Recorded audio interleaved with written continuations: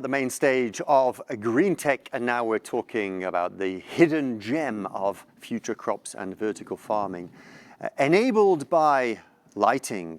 Is that not right? Ellis Jansen van Boxtel from Signify is here with me, and we also have Ariad Ben Meyer from Future Crops, and it's a delight to have you both with us. We've had a lot of interest in this topic over the course of the sessions we've had here at GreenTech already, and of course the lighting in these future, not only future but present farms is really, really important. But give us a bit of context in terms of why we're calling it a hidden gem, Ellis.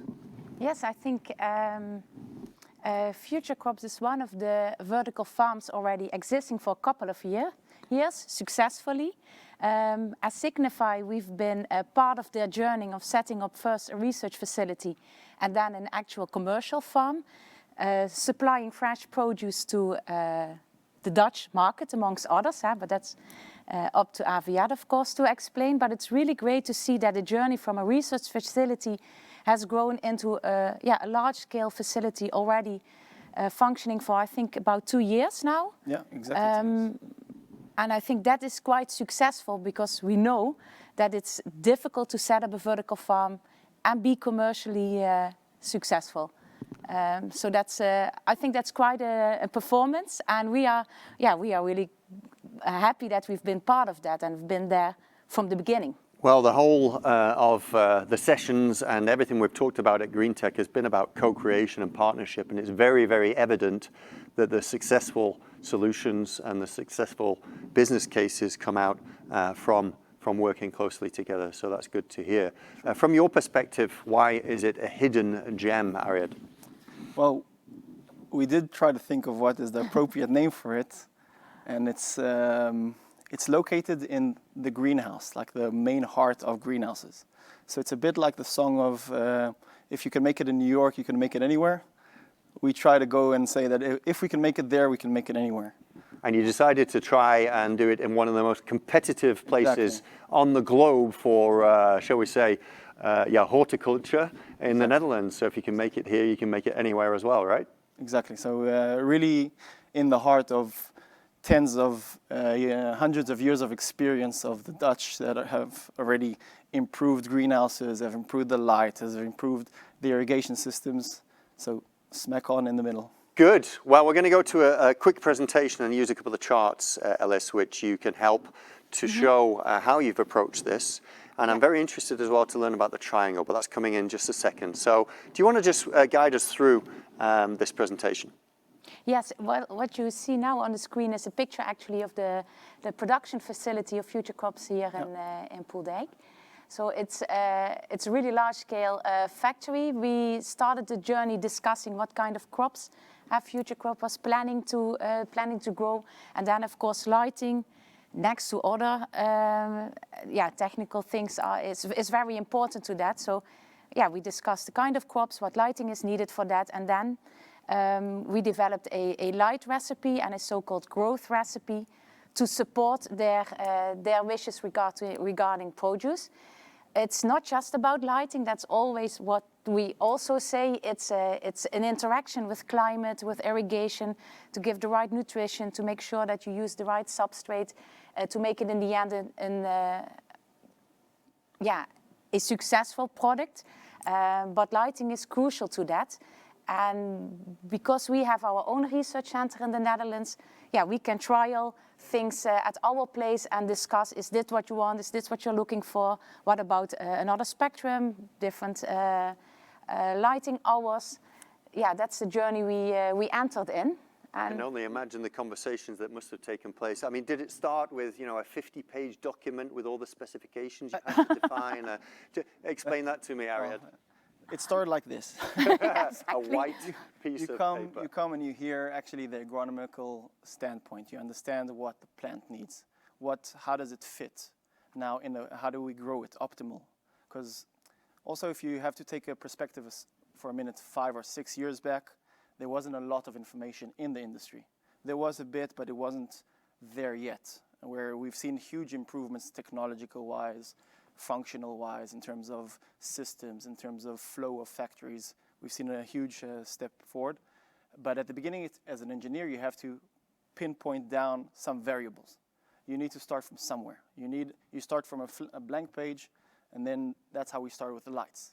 You have to pin down how much, what's the intensity, what's the right recipe in terms of spectrum, what is the, like Ellis just said, how long the duration of lights on, lights off, etc. So the questions to Signify are far more than how many bulbs can you deliver us? Yes, I think that's in the end, that's where it comes down to. But for sure, before we get there, yeah, we need to have a lot of discussions. Otherwise, we might deliver not the right module, not the right spectrum, and then maybe it's a nice sale, but it's not a success. And I think this is a very young sector yet. So yeah, what we do, we need to do right, and rather take it a bit longer and investigate a bit more, or trial and error, than have a one-time sale. Absolutely, but you have a very methodological approach to actually, forming that partnership, and you get your experts involved in a certain way. Would you like to introduce that to us? Because this is what I was referring to before, the triangle. Indeed, you need to look very good to see the triangle in there, indeed. But what's in the middle, that's our grower. And in this case, it's Future Crops, and that's their business. So that needs to succeed. And then we want to advise as good as possible. And of course, we're selling lighting. So we have our application engineers that know a lot about lighting, light plans, how to create the right uniformity, right light level. Also to make sure that the crops grow in a uniform way. We have our plant specialist working in our Growwise Center and working together with the plant specialist at Future Crops to discuss what are the characteristics of the crops they want to grow, the herbs or maybe other crops. So these characteristics you need to know to make the right spectrum and right recipe. And then in the end, it's nice if it's feasible and we know how to grow, but you also need to sell it. Yeah, and I think business case. Exactly, and that's quite a challenge, especially in the Netherlands, where we are really spoiled with good food from greenhouses. But still there is room for premium products. And I think that is also the part where the key account managers comes into place and discusses with the customer, or maybe opens up networks to have discussions with potential customers for sale. Ariad, how easy was it then to read from the same page, before you were speaking the same language? Explain that from your side. It doesn't just end there. It's not just the white page and we get some lights and that's it. We actually, if anyone goes into this and thinks it's easy, it's going to work, they're up for a lot of challenges. It always changes and you have to adapt. The light is one feature, but it changes so much other things. It would change the crop in terms of how much it dehumidifies, how much does it evaporate, how much then that affects the climate, and then you want to factor that stuff in. So that is part that we also discussed with Signify in terms of evaluating what would be those right numbers or figures to calculate all the rest. And also in terms of, we built the first R&D back in Israel 5 years ago in a small cubicle. It doesn't look anything like we've done today, but it gave us the good reference in terms of yield. What can we put in the business plan? And that is also something that we work together with Signify's input on how uniform the light can be. How many units do we need?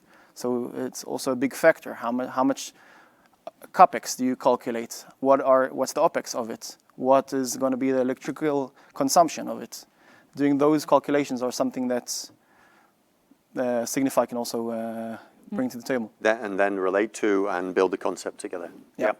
Okay, I'm just going to appeal to everybody watching from the office and from home at the moment.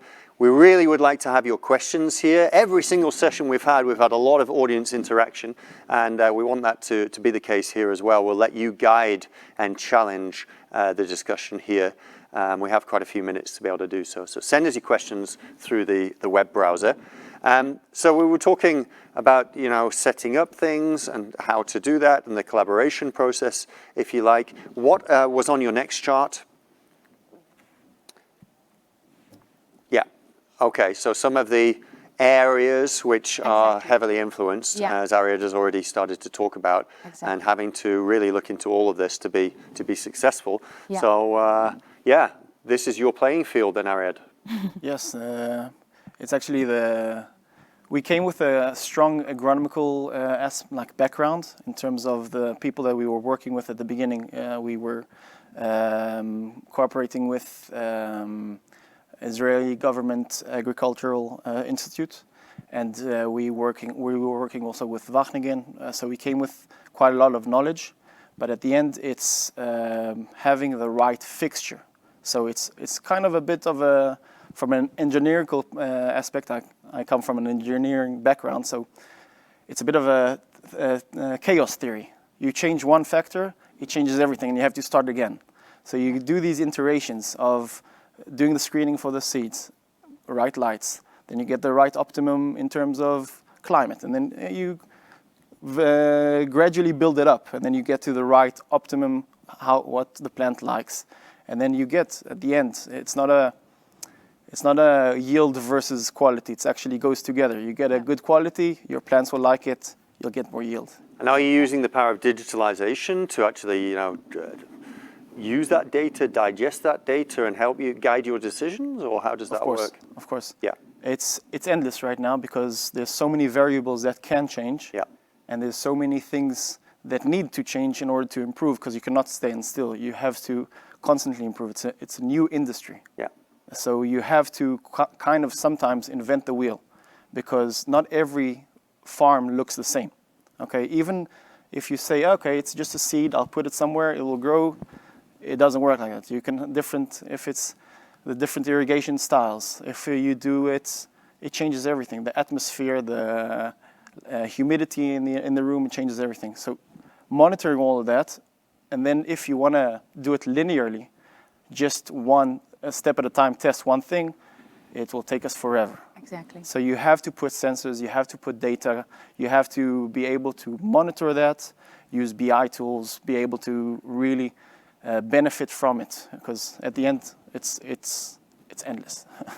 Well, that data is really important as well for you to be able to help with the lighting concept and get things Exactly. get things set up there. And make new developments. Yeah.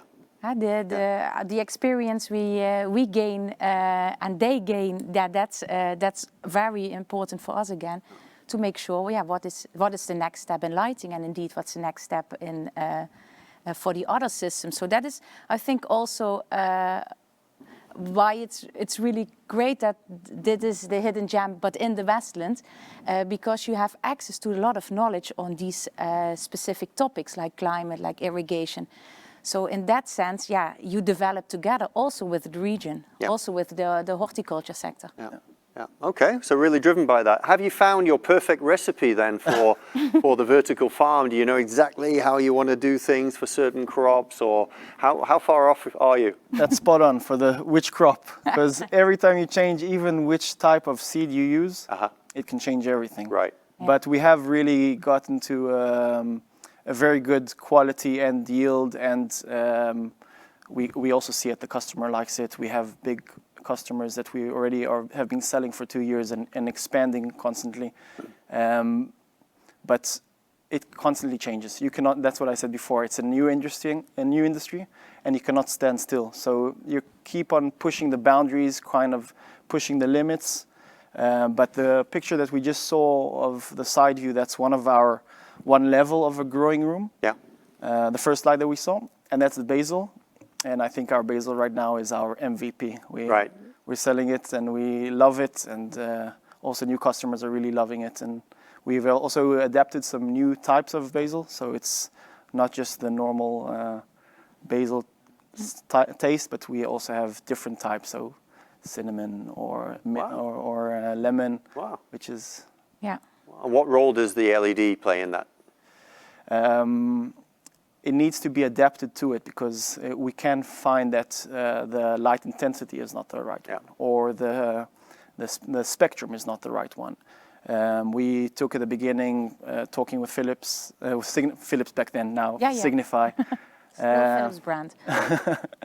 So we pick the overall best LED light, But today we have more testing doing with the dynamic module, seeing how we can do different plants to how to improve the existing plants. So that gets fed back into your R&D laboratories and your testing facilities. Yeah. And there you're working things out. Also for individual clients, or is it more of a generic program then?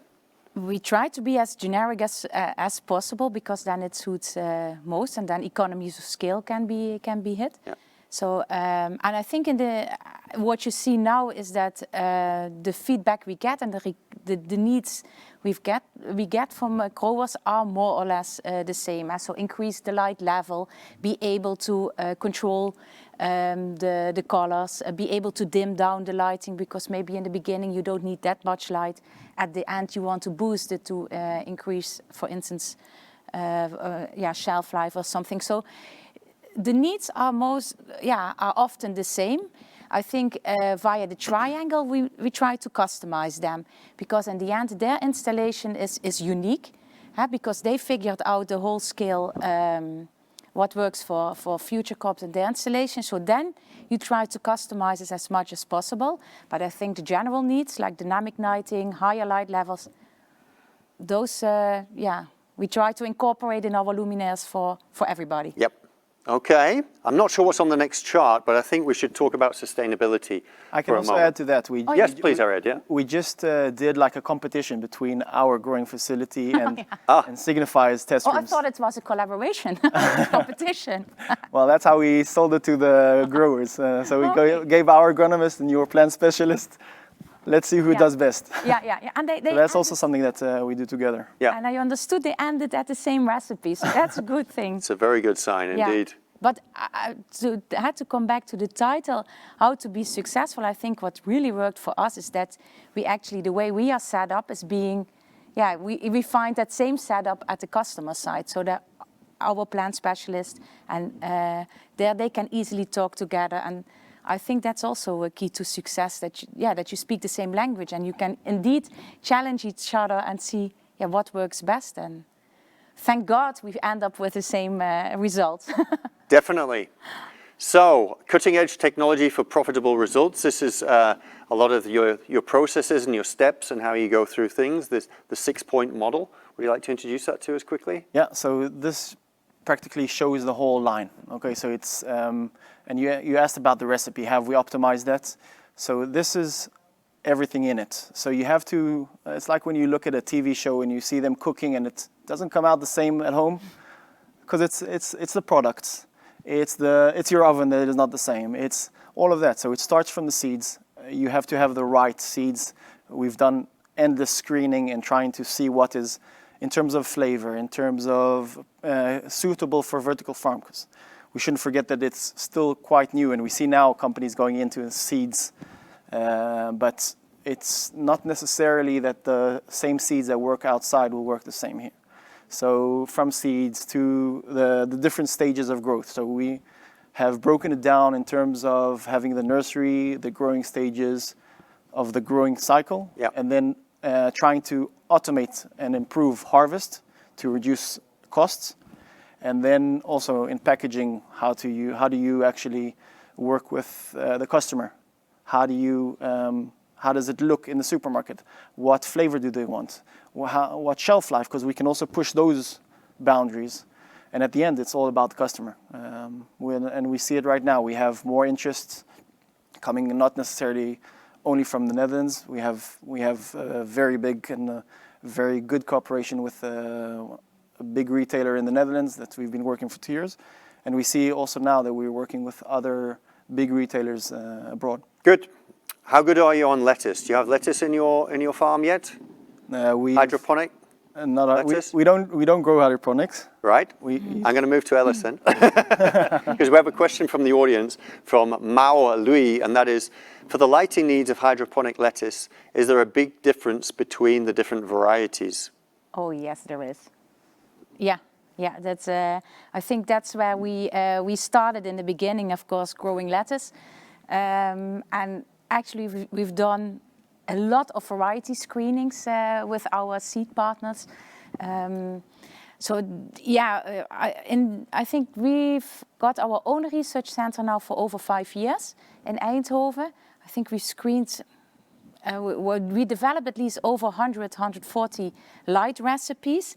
If you look at the city farming recipes, they are a lot on different varieties of lettuce indeed. Yeah, and there are many varieties. So if you have a red oak lettuce, it needs a different light recipe to color red than if you have a frill lettuce, which needs to be more crispy. And yeah, those kind of things we've tested in the past. Also with other universities, for instance, to develop the right one. And I think if now we get these questions, we can relatively easy answer them. Absolutely, thank you. Okay, so I hope that gave you a bit of information about lettuce and the needs when it comes to light. We have another question, but I'm going to come to that question in just a moment. Let me first just very briefly touch on the sustainability aspect of this. So you're bringing your basil and you're producing it and you're providing it far more locally, perhaps. Is that the basic principle? 100%. Okay, what other sustainability factors do you have apart from cutting out the large logistics? Right.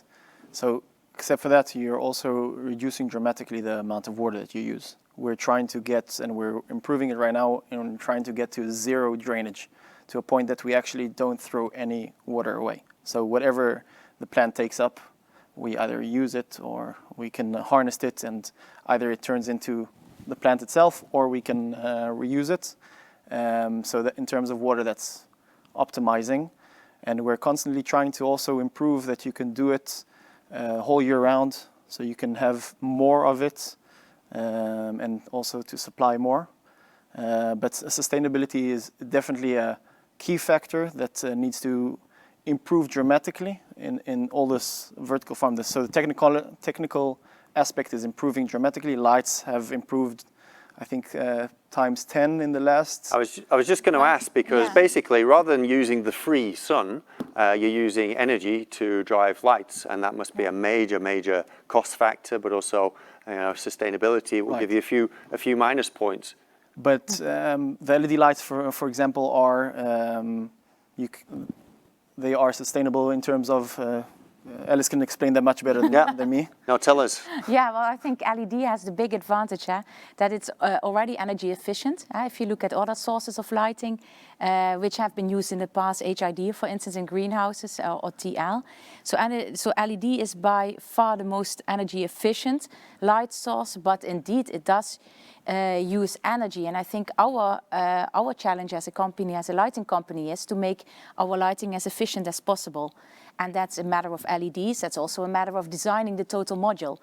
And that's where a lot of research and R&D with our company is being used for, to develop the most efficient module that still is able to be color controllable, to be dimmable.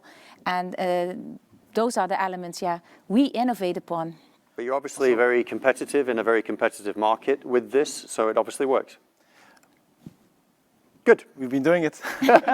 We have a question which is going into the future. Did you have something to add? Sorry. I was going to say that when you improve the lights and you reduce their heat load, for example, then you also affect the climate control. Yeah. So you have much less, and you can also optimize and improve the spectrum, which would reduce transpiration of the plants, for example, at certain stages. So you can also reduce the dehumidification that you would need. So you can constantly has play positive with it. knock-on effects. But I think it's a broader picture. So it's the LED lights affect it, and you also have to reduce it in terms of flow, in terms of the system itself, how you plan it out. Good. Yeah. Crops in vertical farms. We have a question from Marco Tidoni. Basically, when are you going to be growing fruiting crops? Great question. What's missing? I've got the recipe. We got the room? Yeah. Actually, we don't have the room. We're supplying. Maybe that's then the question. Yeah, we're in the stage right now that we want to expand, but I think we still have a few thresholds that we have to push in order to be sustainable in terms of doing the fruits inside. But we do see a lot of berries. We see a lot of tomatoes, and we see cucumbers. All of those ones being grown in vertical farms, but we still have, there's a lot of challenges in the whole like if you look at it as a business case, it's still not there because you need to improve on a lot of aspects in order to be competitive with, like we said, the Westland area that can do it so fantastically, but it's getting there. Absolutely. There's So brilliant vertical minds farming working on it. is one way of producing, but there are many others which will help us then with the food supply. I'm also sure it will get there. The industry also, when there was... Under certain circumstances where greenhouses, for example, or open, it's just not possible. Of course, I think there will always be a good connection between them. There's enough market for everything, and the food demand is constantly going up, so there will be a niche for all of them. But also when we were growing, and we just talked about that yesterday, that also the open field growers didn't grow like they grow today. No. So we're in the midst of a very young industry, and it will get there. It's exciting to hear. We're just going to have one word about the future for lighting, LED for the foreseeable future, I guess. Yeah, for sure. Good. Yeah. And what else maybe you're working on? Maybe increasing the light intensity for certain crops? Light levels, I think it's always interesting to get as much out of the LED module as possible. Yeah. So light intensity indeed, light levels, also to be able to grow other crops, like indeed the fruiting crops, they need a higher light level. But I think also the fact that color controllable, dimmable, so that each customer can actually fine-tune their own recipe according to the growth stage and their crops. I think that's the future we need to work on. Perfect. With those words, we'll say thank you very much to Ellis and Ariad. Very interesting, the hidden gem. For sure. Thank you very much. Thank you. You.